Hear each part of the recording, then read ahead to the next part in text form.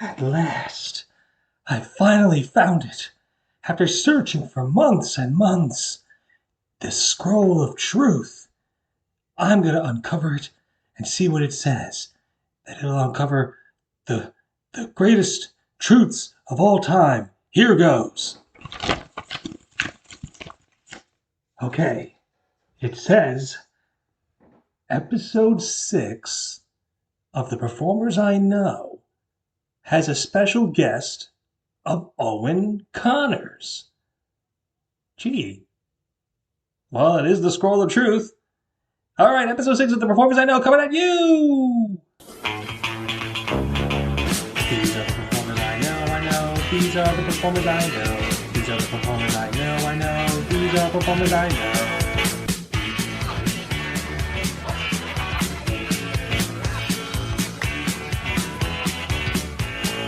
These are the performers I know, I know. These are the performers I know.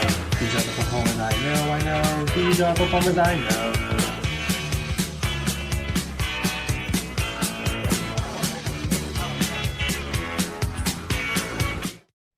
All right.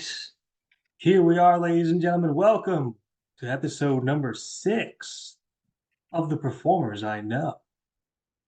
This week, we have in studio today a very talented young fella. He's been in quite a few of my shows, and I'm glad to have him here for this episode. Ladies and gentlemen, Mr. Owen Connors. Owen, welcome to the show. Thank you, Dane. It's nice talking to you again. It's nice talking with you, too. Now, ladies and gentlemen, once upon a time during the untalked about years of 2020, I was on backstage.com just trying to get shows accomplished. And I had a particular show. Uh, its name escapes me, which is a crying shame because I should know these things because I had the idea for the show. And one of the characters was a young boy that was supposed to be emulating a gangster. And I had a few boys who auditioned via self tapes for this character. And I wasn't really getting anything that I was impressed by. And then all of a sudden, in comes a tape from a certain young fellow. And the character is supposed to be emulating the walk and talk of this gangster. And Owen pops up, and the first thing he does is he grins and he starts pacing back and forth, pacing back and forth. And I'm sitting there going, oh my God, he's doing the stage directions. He paid attention to the script. He paid attention to the script. He knew what he was doing. Oh, He understood the assignment. oh, that was my favorite thing that my mom used to tell me all the time was pay attention to the stage directions. That's one of the most important things. If you're not paying attention to the stage directions, no one understands what you're trying to do. Exactly. I'm just glad I didn't put juggle chainsaws that are on fire because I don't know. I mean, Owen, I don't know if you have that sort of hidden talent. Not really. I can juggle two balls with one hand, though. Oh, okay. That's better than I can do. I can juggle one ball with two hands. Not very well, but still. So I had offered Owen the part in this project, and then the COVIDy blovities happened, and everybody got scattered to the wind. And as I was regrouping, I couldn't help but notice that one of my young Sherlock Holmes scripts was just sitting there, and I said, "Hey, this virtual thing sounds like fun." So Mr. Owen got cast as Lestrade, the busybody inspector of the school that young Sherlock Holmes goes to. And I was able to see the magnificence of Mr. Owen, and it snowballed from there. But we'll get to that in a moment. Owen, my first question to you, as I ask of all of my guests, What got you into theater and acting? What got you bitten by the acting bug? Well, it's quite a long story, actually. When I was just a wee lad, my mother and a very good friend of mine named Brady, um, me and him, we had gone into a theater group because my mother and his mother thought that it would be good for us to get together and do something, and he had been doing this theater group for quite a while, and we thought that I should join. And ever since Peter Pan, the British musical, I have been in love with acting. I was just one of the lost boys, had like two lines. It was one of the most amazing experiences I've ever had. And ever since then, I haven't been able to stop performing, whether it's just singing for my family with some random music playing in the background, or it's up on a stage dancing and singing for a whole crowd. Hmm. I can't help but notice that it's called Peter Pan brackets, the British musical. Like there's such a distinction that they have to add that just to make sure people know where it's from. There is quite a distinction, actually. It's quite funny. The difference between the American musical and the British musical is The accents, in right? in the British musical, there's a whole nother character. Like there's like two more Lost Boys, there's mermaids, Hmm. there's a bunch of extra pirates, there's I think a whole other kid. I forget what his name is. Um it's pretty interesting though, because in the American version we know Wendy, Michael, and John. Right. In the British version, there's Wendy, Michael, John, and then a baby, Oliver. I don't quite remember a baby in the Peter Pan story, but that maybe that's just me. Yeah, that was the original British telling of it back from the Grimm fairy tale, as the British version was much more based off of that compared to the American version, which was made for younger audiences. Also, I have to, I don't know if you caught that I said the accents, right? Either Yes, the you, accents are a big part. oh, okay, because either you didn't hear me or you just heard me and you were like, Dane, please be serious. If you can't take this seriously, I'm going to be. But yes. So you are very used to playing, oh, what was that? Got things falling apart on the set here. What's going on here? Hmm, Did something I did don't quite something know. trip? Oh, I don't quite know. clearly it's the ghost of J.M. Barrie. I believe he's trying to communicate with us. So The the ghost of what was it? The ghost of Ichabod Crane. yeah, that's right. That is one of the things that you've done. But we'll get to that in just a moment. Um, so you're very used to the to playing British characters. Do you like to do accents when you do your stuff, or do you stick to your normal tone of voice? Well, it usually depends on the situation. If I'm doing Peter Pan the British musical, you best believe I'm going to be doing my best British accent. Oh, yes. That one of the most spot on British accents that I've seen a person do. But if I'm And playing Benny from New York, it's that's quite a right. different story. Hmm. And I'm not necessarily great at any accents by any means. I just like to have fun. Well, that's really what it's all about, is having fun, having some laughs. I Oh, can't yes, it sing worth is. I can't sing worth a lick, but I still get up there and I do my thing. Even though people call asking about dying cats on the premises, I still sing. Mm. So yes. From there, Owen parlayed his work with me into several different shows that he did. Amongst them was a star-making turn in No Name the Elf. Oh yes. Oh, joy, that was a fun show. Oh, that show was just a big box of fluffy ducks. It was exhausting, to say the least. I think I learned a lesson from that. Um, Too many rehearsals for a project where people are literally reading from a script, that's no bueno. That was the show where I first met Madison, was it not? No, not quite. Oh, you're close.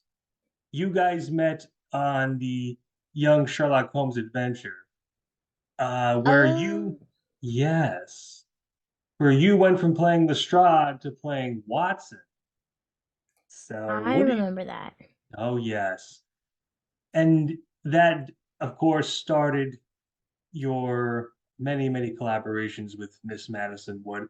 What was your first impression of her going in, and how do you feel having done all these wonderful projects with her? My first impression of her was quite almost like shy, quaint little elf, almost, to say the least. And I was the brazen one who never really watched his mouth when he spoke. And then as we both started getting a little bit older, I think we realized that we were very good working together. We could act off of each other very well. And we've sort of been the male and female lead in most of Dane's projects. Yes. Well, when I do my episode with Madison, which will should be happening fairly soon. The Young Sherlock Holmes project was the first time I actually worked with her. So as soon as you guys rehearsed your scenes together for the first time, I just sat there and went, you know something? This is this was good casting on my part. You know, I try not to pat myself on the back too much, but yeah, I hit it on the nosy nose for that one. Very, very But pat, lovely pat, job. pat away, Dane. Oh, hang on a sec. I don't know if this will catch up on the audio. Wait, wait. Yeah, that was me very aggressively patting myself on the. Oh, that actually hurt. I don't know why I did that. Ooh, that was terrible. Ah, Boy, oh boy. boy, I don't even know. I don't even know where to start or where to begin with myself sometimes. The one thing about Owen that I truly love is how he's able to throw himself into just about any role that I give to him.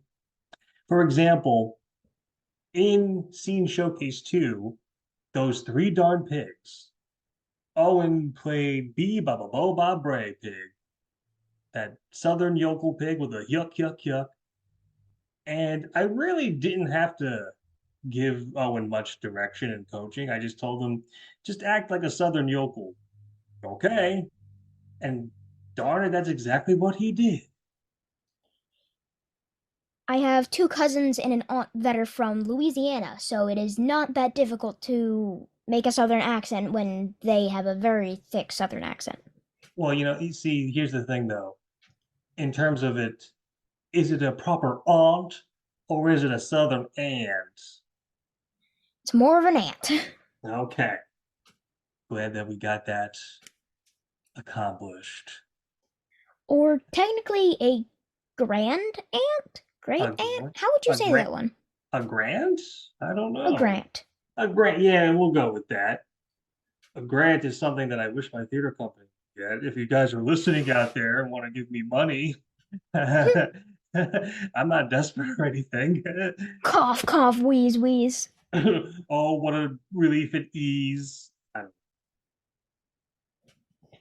So you were in the further adventures of young Sherlock Holmes and John Watson as well, Yes. with Mr. Ethan Thomas Young as Sherlock.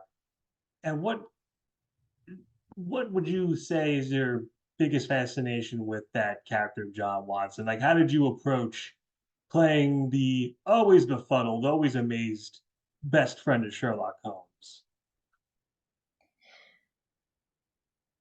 I don't. I'm not quite sure. To be quite fair, don't remember that far back. Although I do absolutely remember doing all of those rehearsals where we constantly messed up the blackout scene. Uh, yeah. I mean, that was around the time when I started pre-taping things. So I was just saying to myself, it's okay. You just do it again. And the reason for that, as I'm sure Owen knows because he was in this project, is our oh so infamous reading of An American Tale. Uh, for those of you Oh, who yes. for those of you who don't know, this was my big 2020 Christmas project. I had everything all set up and raring to go. Musical numbers queued, big cast of people, and midway through the recording, the live recording, our stream went down. As in, like, hey, Dane, we're not live. We're not on the air. Nobody can hear us. And when I tell you, I wanted to weep like an infant that horrible, horrible night.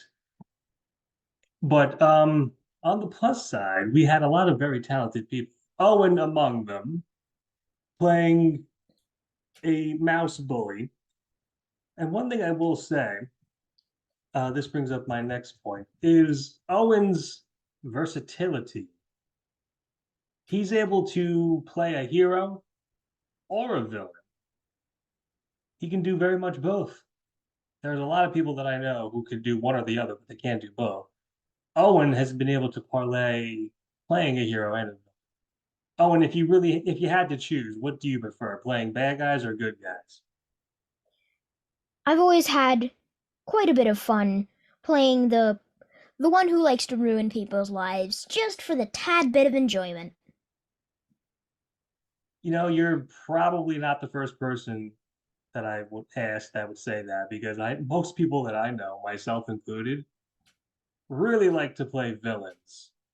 And that was definitely in the forefront when we did Never Tear Us Apart. Oh, Oh yeah. boy, did I love that one. Oh my goodness, yes.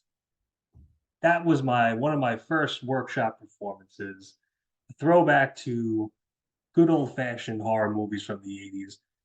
I took a lot of inspiration from like The Stepfather and a lot of different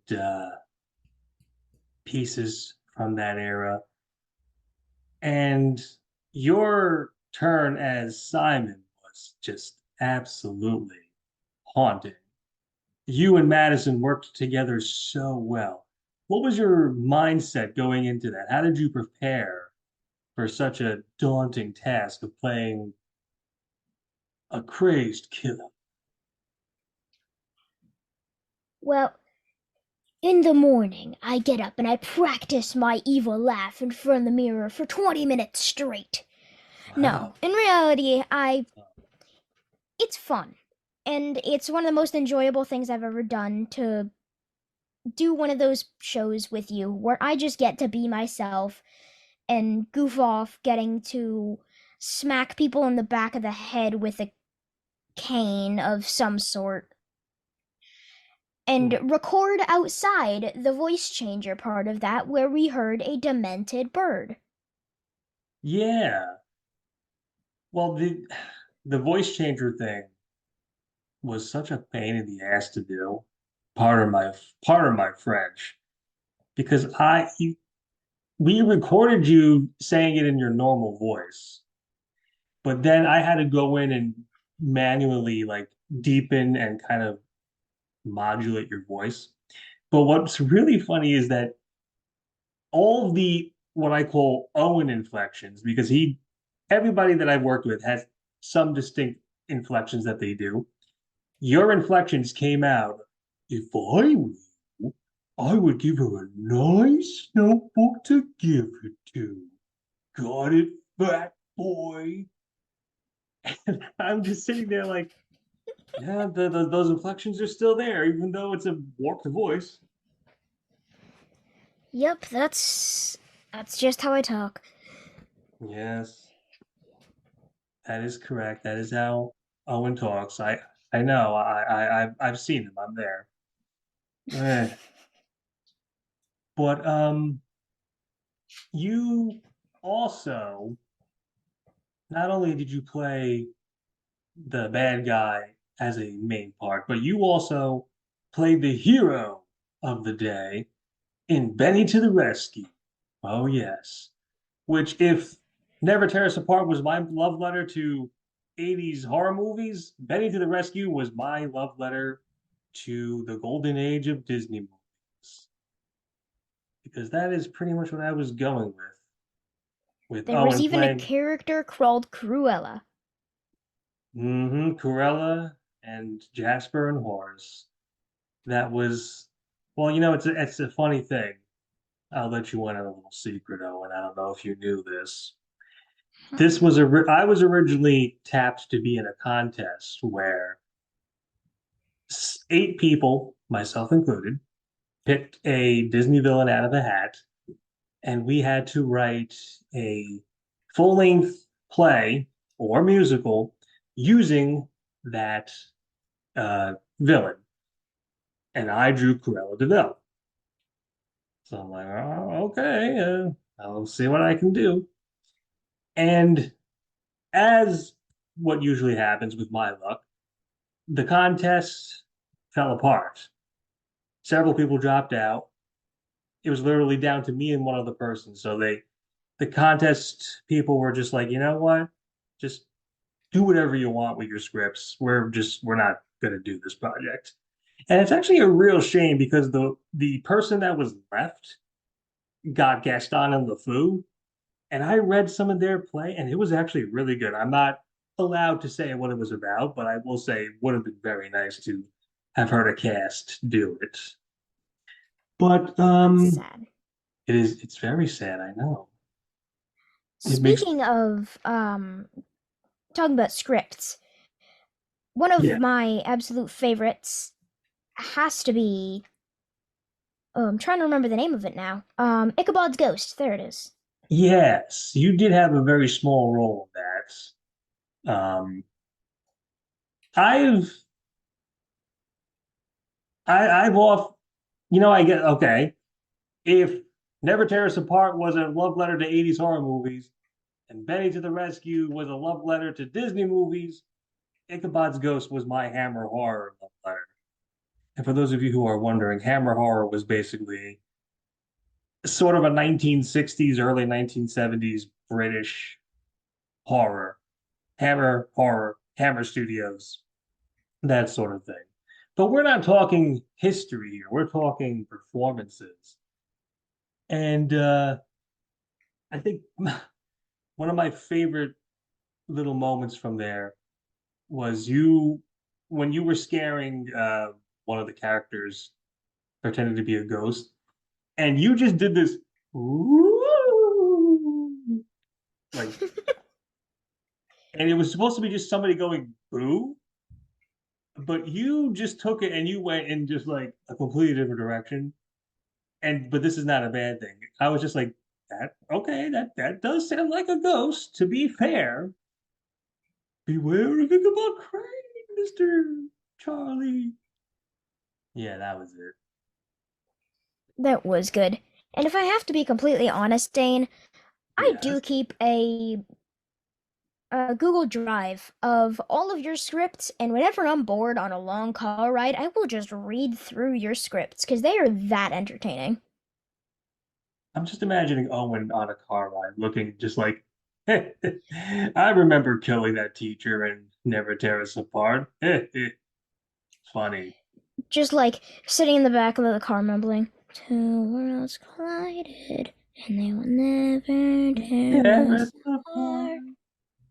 You know, I it was such a pain to because I was trying to get a slowed down version of that song to like because it's the old standard of if you want to make a very creative horror trailer, just slow down a song that's not slowed down. So I was trying to get that all out of control. The a lot of it seems like a lot of the stuff that Owen has done with me has been horror related because he also The one, did The Witch Within the Chapel. Yeah. yes. A lot of the stuff that I've done with everybody has been horror related.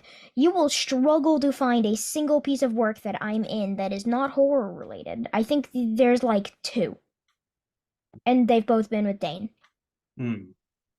Now, to not to get off the beaten path too much, but you were in a film, a short film. It was some kind of psychic horror kind of thing. I can't for the life of me remember that. This is very embarrassing, but I can't remember the name of it. But I do know Psychic horror. it was some I don't know, you were playing the younger version of some killer, and I do remember your mom was advertising it on her Facebook. Oh, yes, yes, yes. It was the Time Tales or something like that. Anyways, I was a flashback character of the main character who murders someone. It's classic Jason-esque Yeah, type. it's a family. No, no, I don't know. Oh, it's definitely not family friendly at all. Guy shows up to some woman's door with no pants on, and you can imagine what happens from I there. bet But like, I beg your pardon. yes, this was an actual scene in the movie. They had an air duct where somebody snuck in, and like it was a big thing. Well, I'm stunned. I don't even know what to say to something like that. I mean, there's a lot of crazy. Owen's been in a lot of very interesting looking things. He played a caroling zombie or vampire Yes, in Nosferatu, or however I know it's Nosferatu is what it's called. Nosferatu. Yes, I and actually was on that show twice. Once as just a regular background zombie, and the second time as a caroling background zombie. yes, and you were holding a little candy cane too. It was so isn't that It was darling? it was so darling trying to get the salt crystals glued to my hair out for weeks.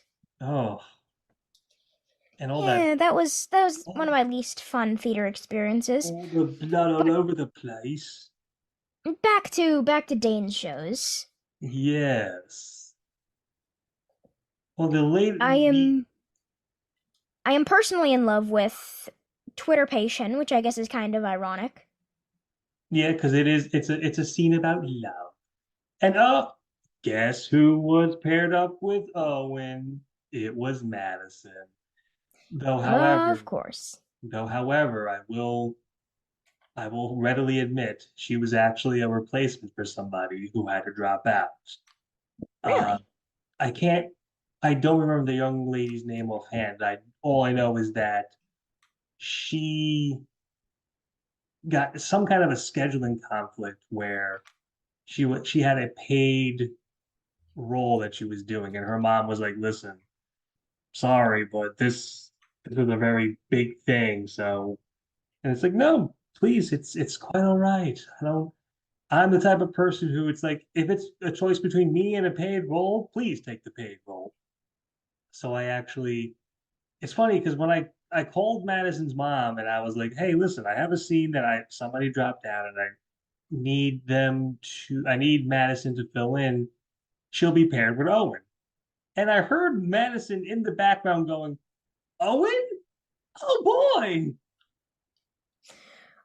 Well, that sounds fun. She was very excited. Mm-hmm.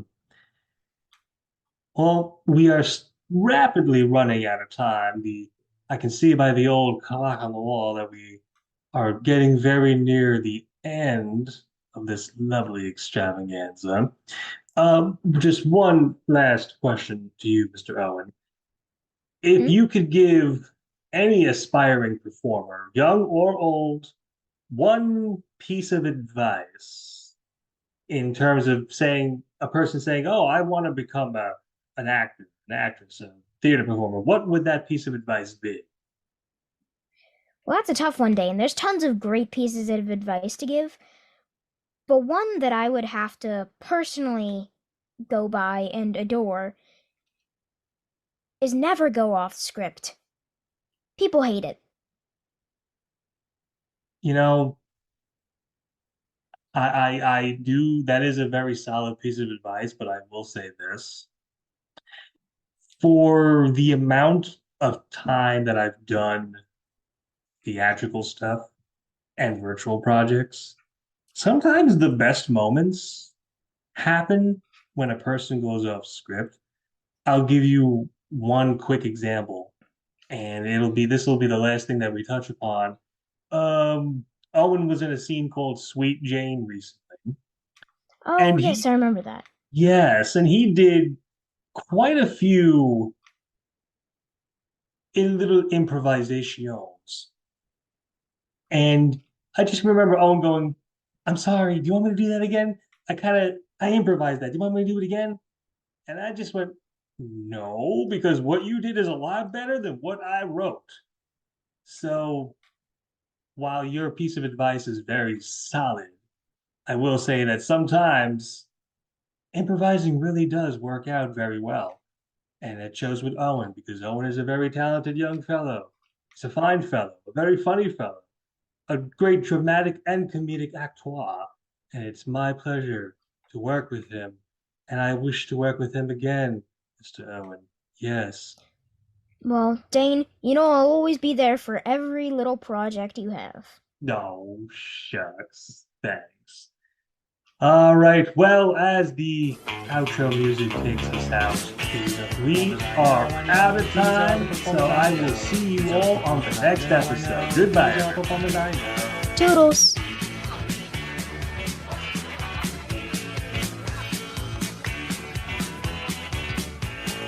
These are the performers I know. These are the performers I know. These are the performers I know. These are the performers I know.